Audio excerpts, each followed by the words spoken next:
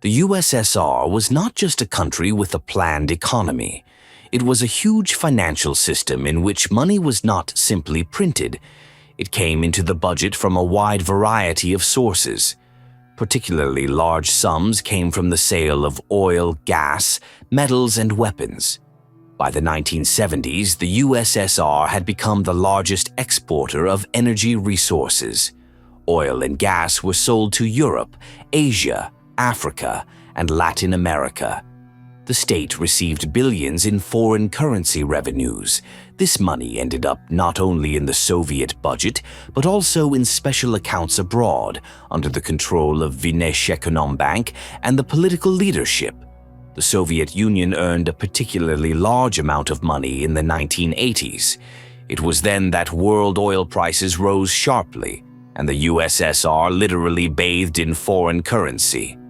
In 1990 alone, just before its collapse, the country sold more than $30 billion worth of oil. But after that, most of this money simply disappeared. There are no reports, no documents, and it is still unknown where it went. In addition, in the 1980s, the total reserves of currency and gold in the USSR exceeded $30 billion. These were official reserves, which were managed not only by banks but also by the party elite, through closed funds, special currency accounts, and foreign trade organizations. This money was supposed to be a financial cushion in case of a crisis. But when the crisis hit, no one saw any money. It is important to understand that the USSR had a whole system of special finances. Money was not accumulated in a single state fund, but was scattered across a multitude of secret structures, organizations, and accounts. This allowed part of the elite in the 1990s to quickly transfer funds abroad, even before the official collapse of the Union. Many experts believe that we are talking not just about tens, but hundreds of billions of dollars. But no one knows the exact amount. Most of the information is still classified or has been destroyed. When people talk about the money of the USSR, many think only of rubles. But in fact, for decades, the Soviet Union kept huge sums in dollars, francs, marks, and pounds abroad. These accounts were created specifically to pay other countries, purchase goods, and sometimes conduct secret financial operations that even many Soviet officials did not know about. The money was deposited in banks in Switzerland, Austria, Luxembourg, Great Britain, Germany, France, and later in Cyprus, Singapore, and even South America. These funds were managed by Vneshekonombank, the USSR Ministry of Finance, and special KGB structures. All these accounts were classified as secret or of special importance. In 1991, after the collapse of the Soviet Union, the CIA officially announced the existence of more than 600 foreign accounts directly linked to the USSR. According to their data, many of them began to be actively transferred and cleared in the last months before the country's collapse. Moreover, the recipients of the funds were not only organizations, but also private individuals. But the main thing is that these accounts did not disappear. Some of them lay dormant for decades. They were called sleeping accounts. One such sleeping fund was accidentally found in 2012 in an offshore account, worth $17 billion. This money formerly belonged to a Soviet organization, but after 20 years it was impossible to prove who was entitled to it. Sometimes banks refused to disclose information, citing banking secrecy. And sometimes the accounts were simply transferred to new structures registered by former Soviet officials abroad. This is how the money of a people's country was turned into someone's personal assets. But no one knows for sure where it is now. Most of the information has been classified or destroyed. No official register has been published to date. When the Soviet Union collapsed, huge amounts of money, which had been accumulated over decades, began to disappear before our very eyes. Not only did the rubles inside the country disappear, but so did the foreign currency reserves stored abroad. Billions of dollars belonging to the state suddenly became nobodies. This meant that those closest to power could gain access to them. In the final months of the Soviet Union's existence, panic set in among the leadership. Many already understood that the Union would collapse and began to prepare for it. Through Bank, which was responsible for foreign operations, accounts were urgently rewritten, funds were withdrawn, and front companies and private companies were created. All this was done under the guise of financial stabilization. But the most dangerous moment came in 1992, after the collapse.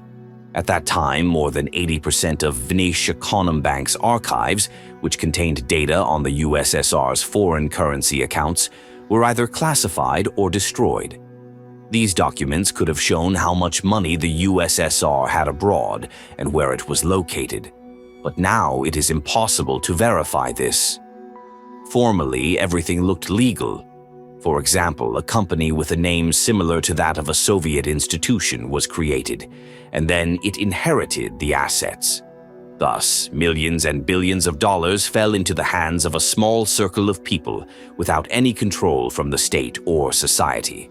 The problem was exacerbated by the fact that there was no real mechanism to protect these assets.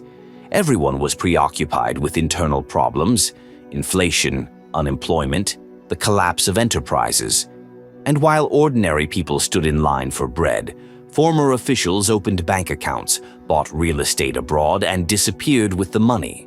After the collapse of the Soviet Union, the main question arose: who now owns all the accumulated wealth? After all, the USSR was not just Russia.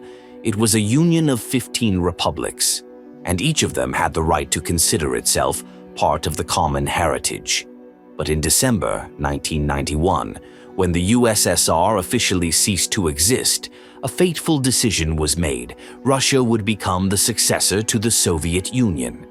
This was recognized by the United Nations and most countries in the world. In other words, Russia assumed all the international obligations of the USSR, including a national debt of more than $100 billion. But the situation with the assets was not so clear-cut. Formally, Russia was supposed to receive all foreign accounts and gold and foreign exchange reserves of the USSR. But in reality, it was not possible to recover everything. Often, the accounts had already been rewritten and the documents destroyed. As a result, Russia took on the debts, but access to much of the money was lost forever. Russia tried to fight for these assets in international courts. More than 10 lawsuits were filed in various countries and banks demanding the return of Soviet money. But none of these lawsuits were won. The main reason was the lack of direct evidence of who exactly owned the funds and who now has the right to them. In addition, many banks simply refused to cooperate. They cited banking secrecy or the fact that the money had long since been withdrawn or transferred to other accounts. In some cases, the funds were even frozen. For example, a fund with $4 billion linked to the USSR was discovered in Cyprus. It was blocked, an investigation began, but after a few months, the fund unexpectedly changed jurisdiction, and the money disappeared. This is not an isolated case. Many assets simply flowed from one offshore account to another until their traces were completely lost. As a result, even with suspicions or partial evidence, it was impossible to recover such funds. Often, these funds were backed by people with good connections, including abroad. The situation is further complicated by the fact that it is becoming increasingly difficult to prove anything each year. Documents have been destroyed, there are no witnesses, and international courts require an impeccable evidence base. Even if Soviet money is still lying around somewhere, legally it is no longer considered state property. So is it possible to recover at least part of it?